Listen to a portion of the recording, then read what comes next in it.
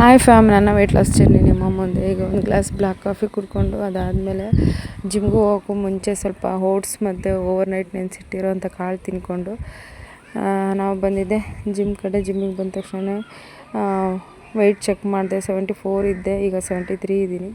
ಅದಾದಮೇಲೆ ಸ್ವಲ್ಪ ವಾರ್ಮಪ್ ಮುಗಿಸ್ಕೊಂಡು ಹಾಗೆ ಕಾರ್ಡಿಯೋ ಮುಗಿಸ್ಕೊಂಡೆ ಆ್ಯಂಡ್ ಒಂದಷ್ಟು ವರ್ಕೌಟ್ನ ಕೂಡ ಕಂಪ್ಲೀಟ್ ಮಾಡಿ ಲಾಸ್ಟಲ್ಲಿ ಹಾಗೆ ಒಂದು ಕ್ಲಿಪ್ಪಿಂಗ್ ತೊಗೊಂಡೆ.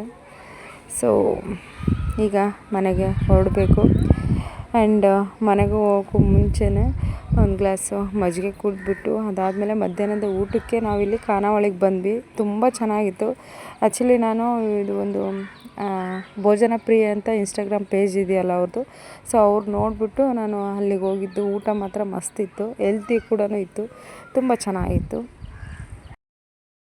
ಪಡೆದುಕೊಂಡ ಮೇಲೆ ನಡೆದುಕೊಳ್ಳುವ ರೀತಿ ಕೂಡ ಚೆನ್ನಾಗಿರಬೇಕು. ಅದು ವಸ್ತುವೇ ಆಗಲಿ ವ್ಯಕ್ತಿಯೇ ಆಗಲಿ. ಇಷ್ಟು ಹೇಳ್ತಾ ಮತ್ತೆ ಸಿಗುವ.